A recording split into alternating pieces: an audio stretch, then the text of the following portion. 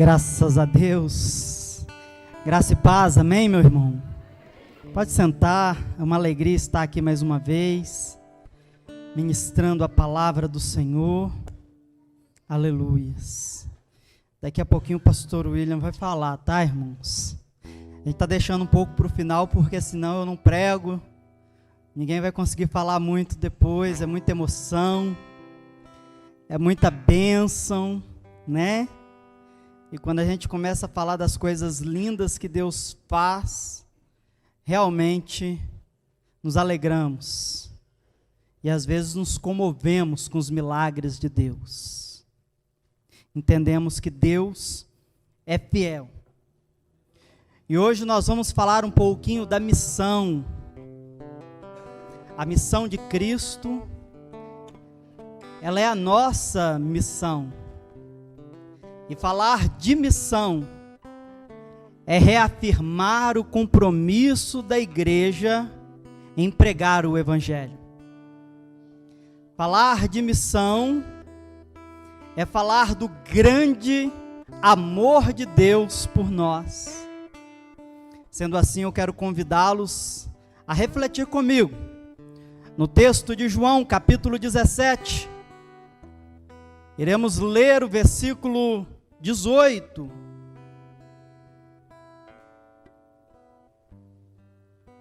Evangelho, segundo escreveu o apóstolo João, capítulo de número 17, versículo 18.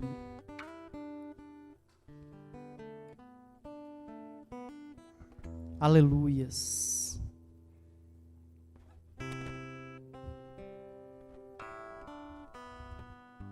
Louvado seja o nome do Senhor. Assim diz o texto da palavra do Senhor. Assim como tu me enviastes ao mundo, também eu os enviei ao mundo. Vou repetir o texto. Assim como tu me enviaste ao mundo, também eu os enviei ao mundo. Pode sentar, querido, em nome de Jesus. O Evangelho de João, capítulo 17, nos fala sobre uma das mais belas orações de Jesus. E dentro desse texto, Jesus ora pela sua missão, Jesus ora pela missão dos seus discípulos, e Jesus também ora pela vida daqueles que serão encontrados por esta mensagem enviada pelos seus discípulos, pela sua igreja, essa mensagem vinda da cruz. E é impossível, irmãos, nós falarmos da missão de Cristo sem falarmos em amor, porque a missão de Cristo, ela se baseia, se respalda no grande amor de Deus por nós. E este amor nos ensina a imitá-lo, nos ensina a ser como Ele.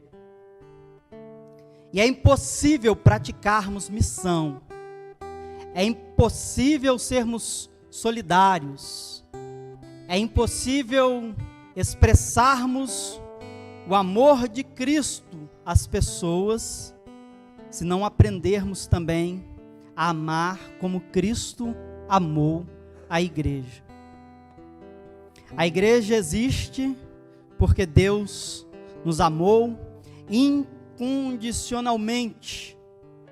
Em João capítulo 16, capítulo 3, verso 16, nós encontramos a palavra de Deus nos dizendo que Deus amou o mundo de tal maneira que deu o seu Filho unigênito, para que todo o que nele crê não pereça, mas tenha a vida eterna. O amor de Deus por nós ele é incondicional. E eu não sei o que você está passando na sua vida, na sua caminhada, na sua trajetória. Eu não sei o que te trouxe aqui nesta noite. Eu não sei o que você está passando, você que nos assiste hoje. Mas eu quero te dizer uma coisa: Deus te ama. Eu gostaria que você reafirmasse para essa pessoa que está do teu lado. Talvez tudo que ela precisa ouvir hoje é exatamente isso. Então diga para ela que Deus a ama. Repita para essa pessoa. Diga para ela: Deus te ama. Aleluia. E quando aprendemos um pouquinho deste amor, aprendemos a ser solidários, aprendemos a fazer a obra do Senhor, não por obrigação, mas por prazer, porque amamos. Quando ofertamos, quando dizimamos, quando contribuímos, quando trazemos as nossas primícias, as nossas cestas básicas até a casa do Senhor, para ajudar outras pessoas, para ser solidário com a dor de outras pessoas, para que outras pessoas recebam um pouquinho de alívio diante das suas dificuldades. Nós não fazemos isso para aparecer, para nos engrandecer, para dizer que fazemos alguma coisa. Nós fazemos isso porque aprendemos a amar. E ainda que você não tenha condições de fazer algo, a nível de bens materiais, de ajuda monetária, você pode orar por alguém. Você pode falar do amor de Deus para aquela pessoa que está se sentindo tão inútil, insegura diante dos problemas da vida. Você pode dizer para essa pessoa que ela é importante para Deus. E você também pode orar por todos os missionários que estão nos 4 cantos da terra. Em vários lugares da nossa nação brasileira existem missionários. Mas lá do outro lado das fronteiras brasileiras também existem missionários, missionárias, mulheres que abdicaram da sua vida, que dedicaram a sua vida a Cristo, que se entregaram ao compromisso de levar a palavra de Deus aos lugares mais difíceis, mais remotos. E você pode orar por um missionário. Você pode pedir a Deus que use, que levante mais outros missionários. Mas a minha grande oração nesta noite, pastor William, pastor Ricardo, pastor Wilson, Igreja do Senhor, a minha grande oração nesta noite é para que Deus incendeie o nosso coração com esse desejo de falar do amor de Deus, de sermos missionários na nossa casa, de sermos missionários aos nossos vizinhos, de sermos missionários dentro da empresa da qual prestamos serviço, de sermos missionários na rua. A minha oração nesta noite é para que você também se torne este missionário, porque esta é de fato a missão da igreja. Esta é de fato a missão que nós temos, que nos foi dada. Jesus, ele disse assim: ide por todo mundo, pregai o evangelho a toda criatura. É uma missão que nos foi dada, que nos foi designada como igreja do Senhor. Precisamos ser também um canal de Deus. E às vezes não falamos de amor porque não somos amados. Não falamos de perdão porque não somos perdoados. Às vezes deixamos de orar por alguém e de abençoar alguém porque nos sentimos inúteis diante dos problemas e adversidades. eu quero lhe dizer uma coisa: não deixe de falar do amor de Deus, não deixe de orar por alguém porque está faltando algo para você, porque Deus vai suprir, quando você aprender a contribuir com a sua parte para o reino de Deus. Às vezes pensamos que a responsabilidade de pregar o evangelho, de evangelizar a nação, a cidade, é apenas do sacerdote, do pastor da igreja. Mas deixa eu te dizer uma coisa: ovelha gera ovelha. Ovelha gera ovelha. A obrigação de gerar vidas cabe a você. A obrigação de falar do amor de Deus, de mudar a realidade do seu bairro, da sua nação, exclusivamente sua. Não renuncie o compromisso de ser um referencial onde você estiver. Um referencial de amor, um referencial de perdão, um referencial da cruz, um referencial de Cristo. Paulo vai dizer em Gálatas 6,17: desde agora ninguém me inquiete, porque eu trago no meu corpo as marcas do Senhor Jesus. Quando Paulo está dizendo isso, ele está dizendo que ele é um referencial, que ele tem as marcas de Cristo na sua vida, que através das suas palavras, das suas atitudes, da sua vida, as pessoas enxergam nele a cruz de Cristo. Permita que Deus te use. E não deixe de orar por esses missionários. Eu trouxe aqui uma publicação de um artigo de 2004, de um fato verídico, de um missionário que contou essa história com muita emoção, quando de passagem por sua igreja no estado de Michigan, nos Estados Unidos. E ele assim relata: enquanto eu servia em um pequeno hospital na África, a cada 2 semanas eu ia de bicicleta por dentro da selva até uma cidade próxima para comprar provisões. Essa era uma jornada de 2 dias e era necessário acampar à noite na metade do caminho. Em uma dessas jornadas, cheguei à cidade, onde planejava sacar o meu dinheiro no banco, comprar medicamentos e provisões, e depois iniciar os meus 2 dias de jornada de regresso ao hospital. Quando cheguei à cidade, observei 2 homens brigando, e um deles havia sido seriamente ferido.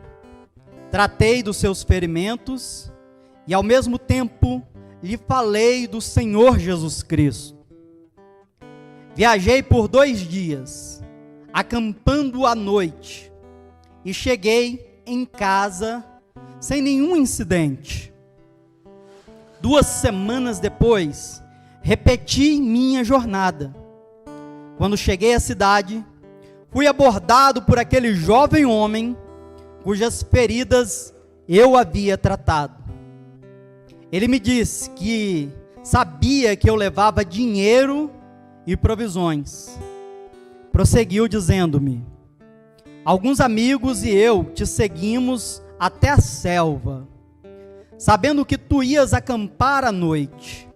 Nós planejamos matar-te e tomar teu dinheiro e medicamentos. Todavia, justamente quando íamos atacar o teu acampamento, vimos que estava protegido por 26 guardas armados. Então eu comecei a rir e lhe disse que, com certeza, eu estava sozinho no acampamento, naquele meio da selva. O jovem homem apontou em minha direção e me falou: não, senhor, não estava só, pois vi os guardas. Meus 5 amigos também os viram, e nós os contamos. Por conta desses guardas, nos assustamos e te deixamos tranquilo. Quando da sua volta, o missionário contou isso no sermão. Um dos homens da igreja se pôs em pé, interrompeu a mensagem e lhe perguntou se ele poderia dizer exatamente em que dia isso se sucedeu.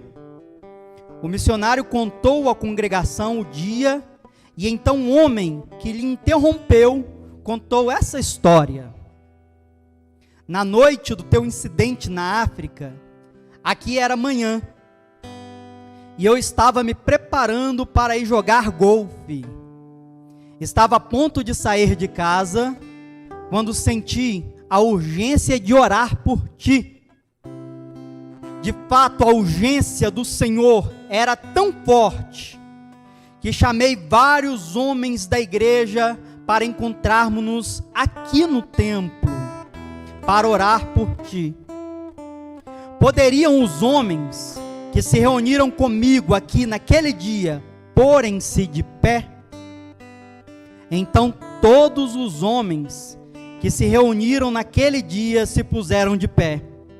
O missionário ficou surpreso quando aquele homem começou a contar. Eram exatamente 26 homens.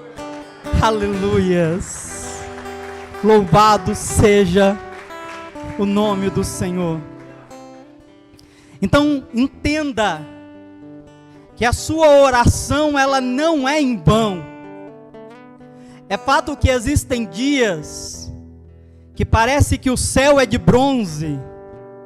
Tem dias que mal conseguimos nos colocar de pé.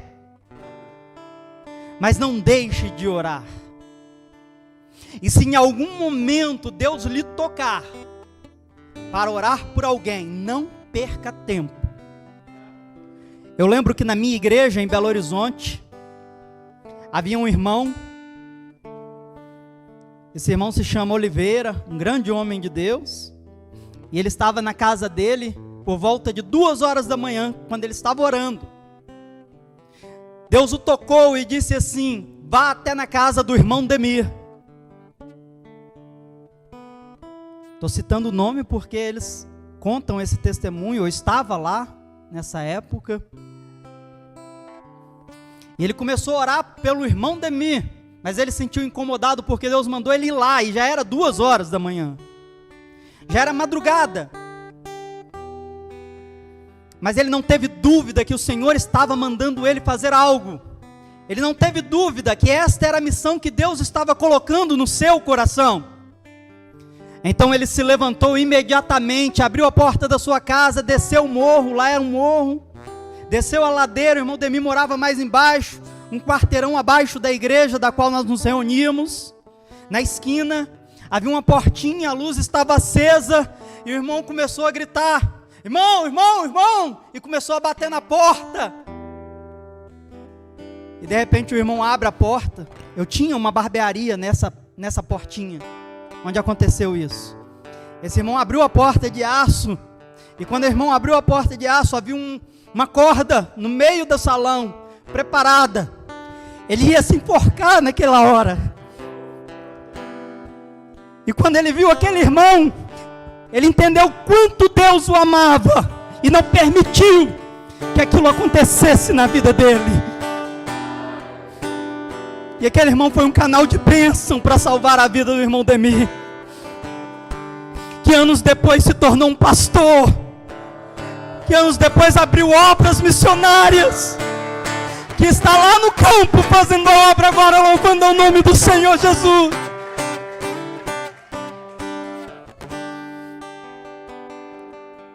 Permita que Deus te use para ser um referencial.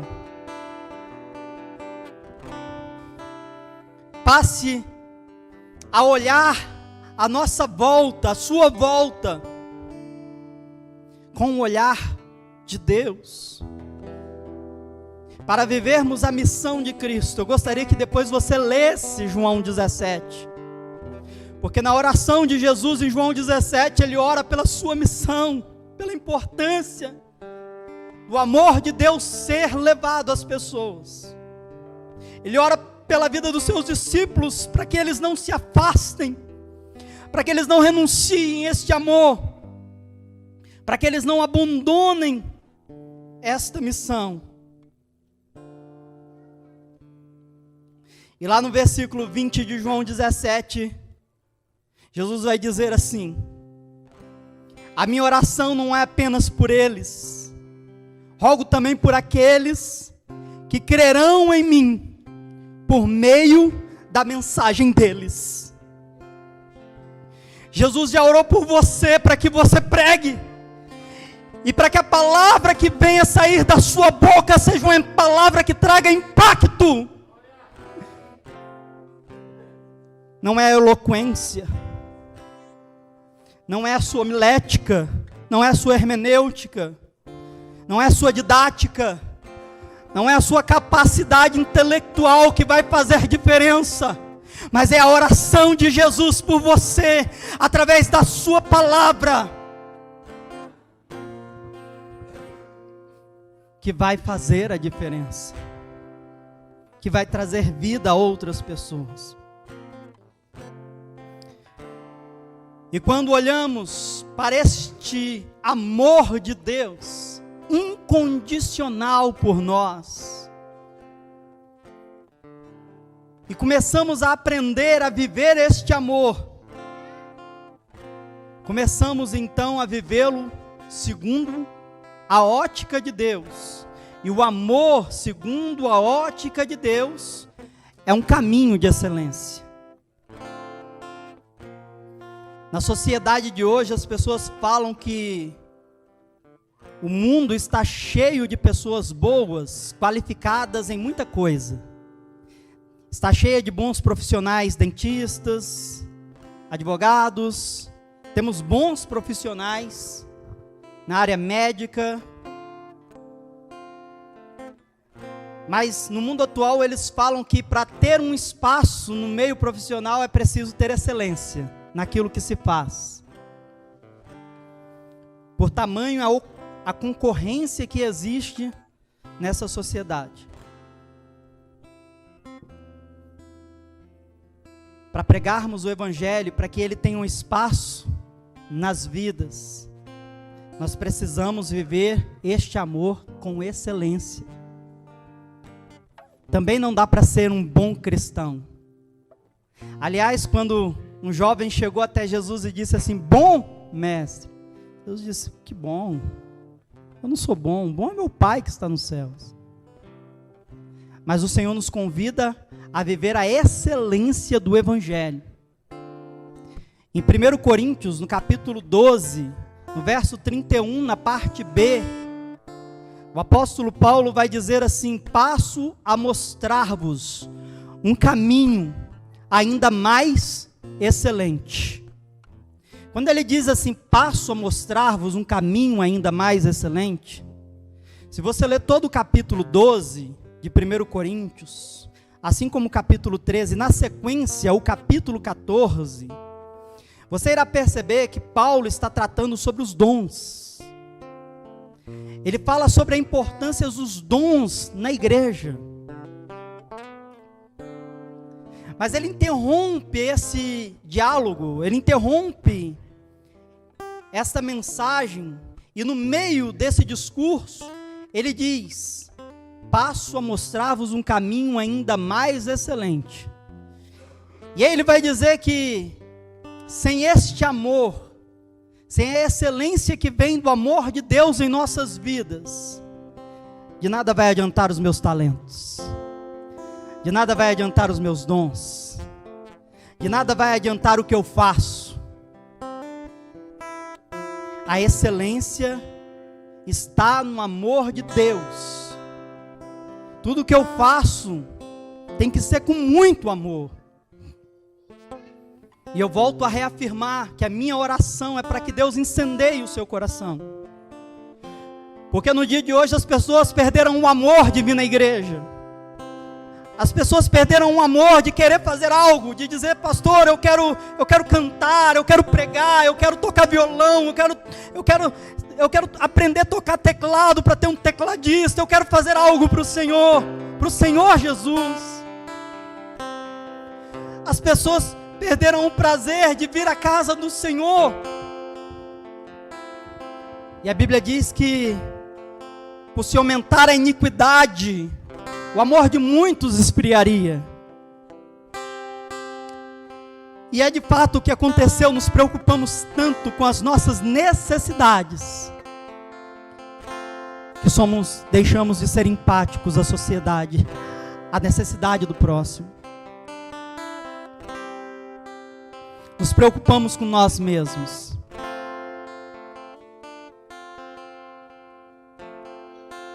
E aí deixamos de nos envolver com o amor de Deus. Nunca se viveu uma sociedade tão materialista como esta. Nunca se viveu um evangelho tão materialista como o de hoje, onde as pessoas vão na igreja em busca da bênção, querem a bênção, querem um milagre, querem a vitória, mas não querem amar, não querem perdoar. Entram na igreja e saem do mesmo jeito do que entraram, porque chegam em suas casas e não perdoam o seu marido, não perdoam a sua esposa, não perdoam os seus filhos. Estão preocupados consigo mesmos, com o seu ego. Deixa eu te dizer uma coisa, a Bíblia diz que os humilhados serão exaltados. Aprenda a se humilhar, aprenda a descer, aprenda a se diminuir, aprenda a descer do pedestal. Aprenda a ir para a cruz. E lá na cruz disseram para Jesus assim: desça daí, prove para mim que você é Deus, faça um milagre agora. Saia dessa cruz. Mas Jesus não precisava provar nada para ninguém. Ele sabia qual era a missão dele. Ele sabia qual era o compromisso dele.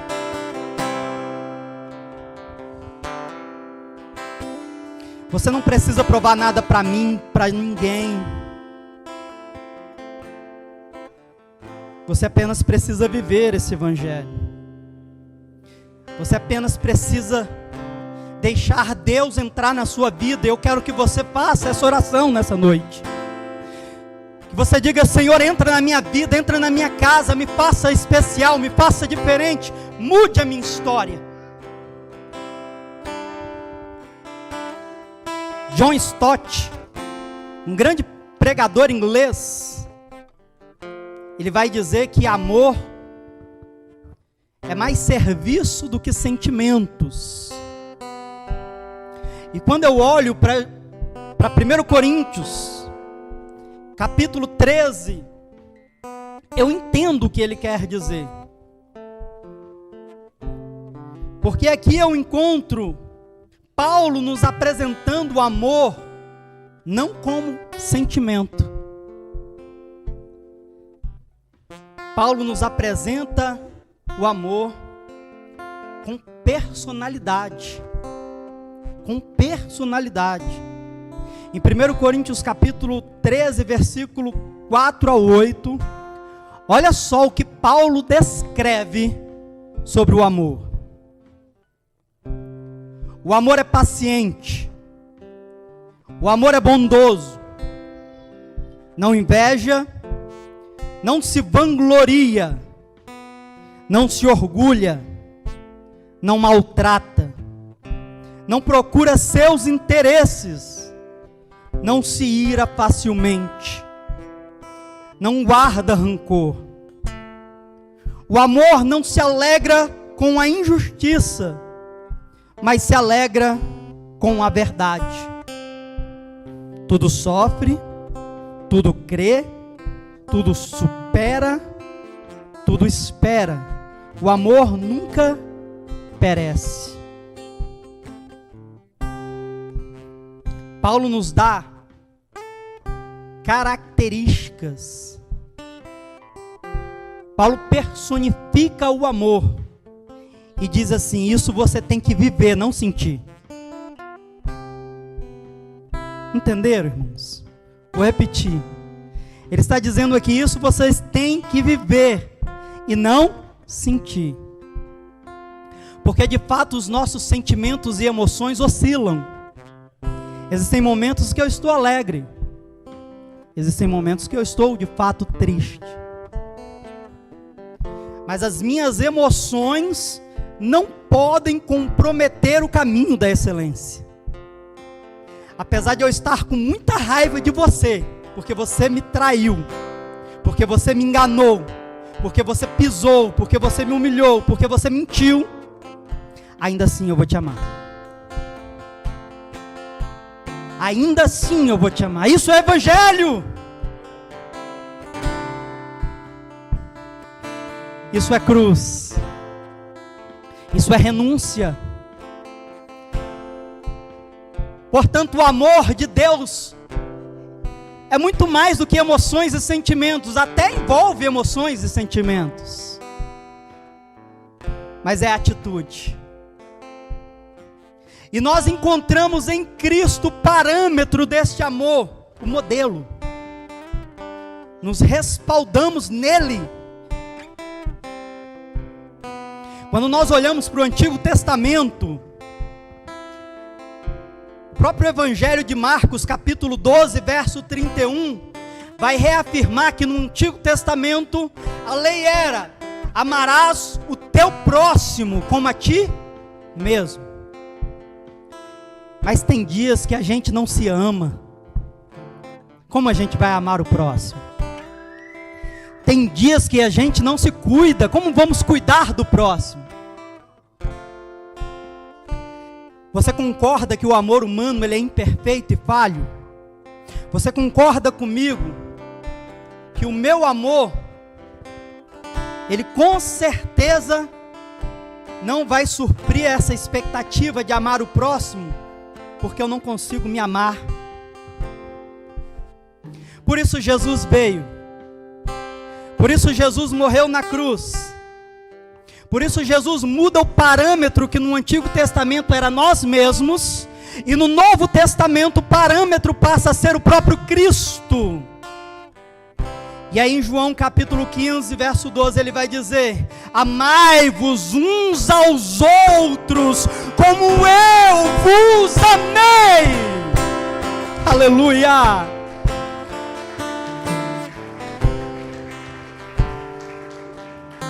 E de fato o amor de Cristo foi um amor de entrega, foi um amor de renúncia. Foi um amor em que eu posso dizer que eu não merecia. Que você pode dizer: eu não merecia. E aí ele nos ensina dizendo: amem, não como vocês, amem como eu amei vocês, perdoem como eu perdoei vocês, façam como eu fiz por vocês.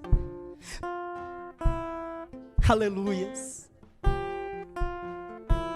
E aí nós aprendemos que o amor ele deve ser manifesto em nossas atitudes e obras. Quando em João, capítulo 14, verso 12, ele vai dizer: na verdade vos digo, que aquele que crê em mim, também fará as obras que eu faço. E até fará maiores. Eu fico pensando que uma das obras mais magníficas de Cristo foi morrer na cruz. E nós às vezes pensamos que as obras que nós vamos fazer maiores que Ele são os milagres de cura, de fazer o cego enxergar, de fazer o surdo ouvir. E esquecemos de olhar para a grande obra da cruz. Ele morreu lá. Ele morreu como um malfeitor. E lá na cruz, diante de palavras tão ruins que ele ouviu, ele dizia assim, mesmo sofrendo, mesmo padecendo a mais terrível das condenações romanas, ele teve a ousadia de dizer: Pai, perdoa-os, porque eles não sabem o que fazem. E aí eu aprendo o que o apóstolo nos diz em 1 João capítulo 3,16, em sua epístola, quando ele diz: conhecemos o amor nisso, que ele deu a sua vida por nós, e nós também devemos dar a vida pelos nossos irmãos.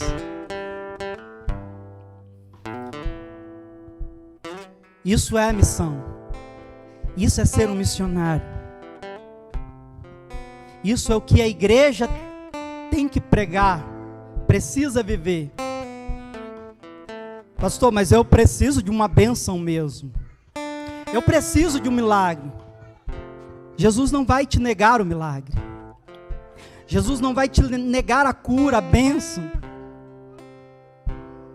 mas ainda que ela não venha, não abra mão de Jesus porque está doendo. Olha quantas pessoas estão sofrendo, quantas catástrofes naturais. Eu parei de ver jornal porque eu não parava de chorar quando eu via as notícias. Eu começava a chorar compulsoriamente vendo as notícias. Na nossa célula de quarta nós iniciamos orando, pedindo a Deus que conforte a dor daqueles que estão sofrendo. Mas o fato é que não é a primeira vez, e provavelmente não será a última.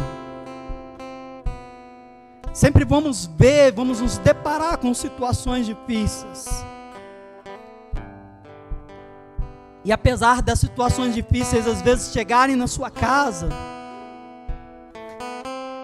apesar do milagre não ter acontecido lá na tua casa,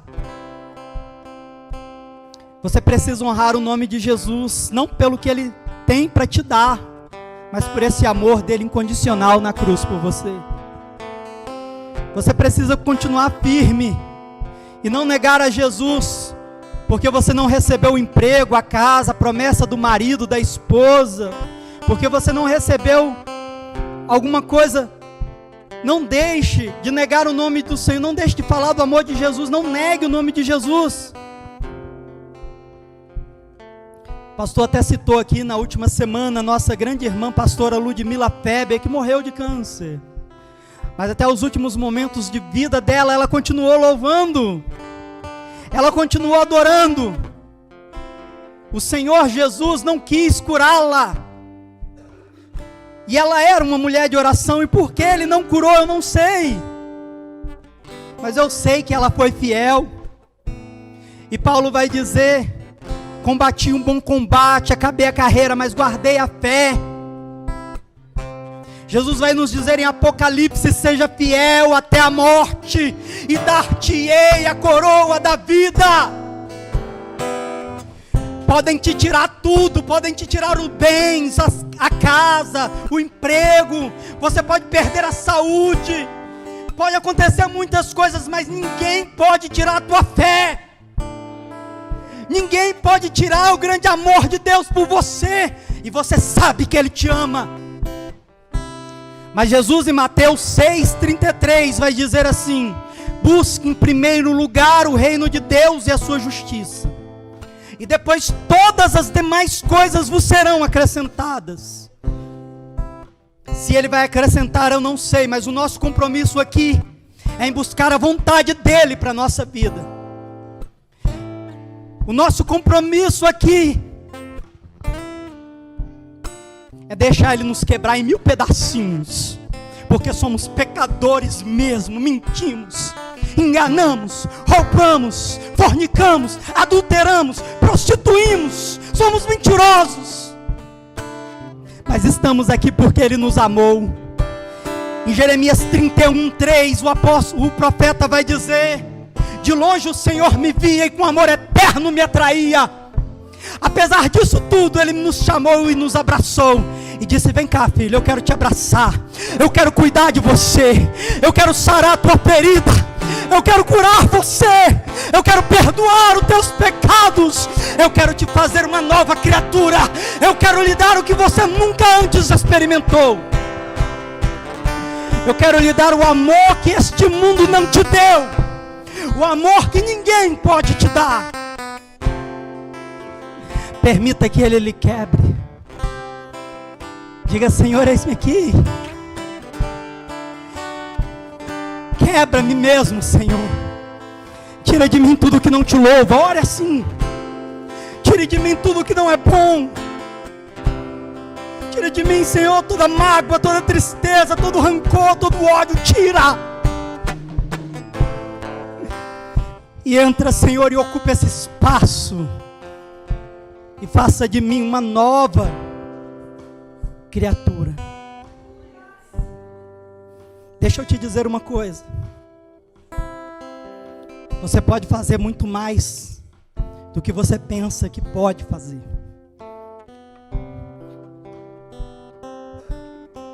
Eu vou trazer um segundo artigo de 2003, fatos verídicos, tá, irmãos? Eu gostaria de ler para vocês. A mãe de 26 anos parou ao leito do seu filhinho que estava morrendo de leucemia. Embora o coração dela estivesse pleno de tristeza e angústia, ela também tinha um forte sentimento de determinação. Como qualquer outra mãe, ela gostaria que seu filho crescesse e realizasse os seus sonhos. Agora isso não seria mais possível, por causa da leucemia terminal. Mas mesmo assim, ela queria que o sonho de seu filho se transformasse em realidade. Ela tomou a mão de seu filho e perguntou: Billy, você alguma vez já pensou o que você gostaria de ser quando crescer? Você já sonhou o que gostaria de fazer com a sua vida? Mamãe, eu sempre quis ser um bombeiro quando eu crescer. A mãe sorriu e disse: vamos ver se podemos transformar esse sonho em realidade. Mais tarde, naquele mesmo dia, ela foi ao corpo de bombeiro local na cidade de Phoenix, no Arizona, onde se encontrou com um bombeiro de enorme coração chamado Bob. Ela explicou a situação de seu filho, seu último desejo, e perguntou se seria possível dar ao seu filho de 6 anos uma volta no carro do corpo de bombeiros em torno do quarteirão. O bombeiro Bob disse: veja, nós podemos fazer mais que isso. Se você estiver aqui com o seu filho pronto às 7 horas da manhã, na próxima quarta-feira, nós o faremos um bombeiro honorário por todo dia. Ele poderá vir para o quartel, comer conosco, sair para atender as chamadas de incêndio. E se você nos der as medidas dele, nós conseguiremos um uniforme verdadeiro para ele, com chapéu, com emblema do nosso batalhão, um casaco amarelo igual ao que vestimos e botas também. Eles são todos confeccionados aqui mesmo na cidade e conseguiremos eles rapidamente.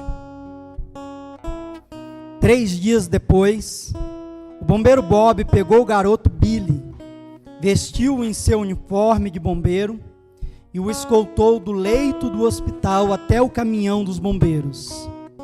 Billy ficou sentado na parte de trás do caminhão e foi levado ao quartel central. Ele estava no céu. Ocorreram 3 chamadas naquele dia na cidade de Phoenix, e Billy acompanhou todos os 3. Em cada chamada ele foi em veículo diferente, no caminhão-tanque, na van dos paramédicos e até no carro especial do chefe do corpo de bombeiros. Ele também foi filmado pelo programa de televisão local. Tendo seu sonho realizado, todo o amor e atenção que foram dispensados a ele, acabaram por tocar Billy tão profundamente que ele viveu 3 meses mais que todos os médicos haviam previsto. Uma noite, todas as suas funções vitais começaram a cair dramaticamente. A enfermeira-chefe, que acreditava que no conceito que ninguém deveria morrer sozinho, começou a chamar ao hospital toda a família. Então ela lembrou do dia que Billy tinha passado como um bombeiro, ligou para o chefe e perguntou se seria possível enviar algum bombeiro para o hospital naquele momento de passagem, para ficar com Billy. O chefe dos bombeiros respondeu: nós podemos fazer mais que isso. Nós estaremos aí em 5 minutos. E faça-me um favor, quando você ouvir as sirenes e ver as luzes de nossos carros, avise no sistema que não se trata de um incêndio. É apenas o corpo de bombeiros vindo visitar mais uma vez um de seus distintos integrantes. E por favor, abra a janela do quarto dele. 5 minutos depois, uma van e um caminhão com escada Magiros chegou no hospital. Estenderam a escada até o andar onde estava Billy, e 16 soldados subiram pela escada até o quarto de Billy. Com permissão da mãe, eles o abraçaram e seguraram e falaram para ele o quanto eles o amavam. Com um sopro final, Billy olhou para o chefe e perguntou: chefe, eu sou mesmo bombeiro? Billy, você é um dos melhores, disse o chefe. Com essas palavras, Billy sorriu e fechou seus olhos pela última vez. E você, diante do pedido dos seus amigos, filhos, parentes, você tem respondido: eu posso fazer muito mais do que isso. Eu posso fazer a diferença no meu bairro, na minha casa, aonde eu estou. Então fique de pé e diga nessa noite em oração: eis-me aqui, Senhor. Coloque a mão no seu coração e diga: eis-me aqui, Senhor. Permita que o Espírito Santo de Deus use você, guie você e faça com que essa cidade conheça o amor de Deus. E faça com que as pessoas à sua volta conheçam o grande amor de Deus.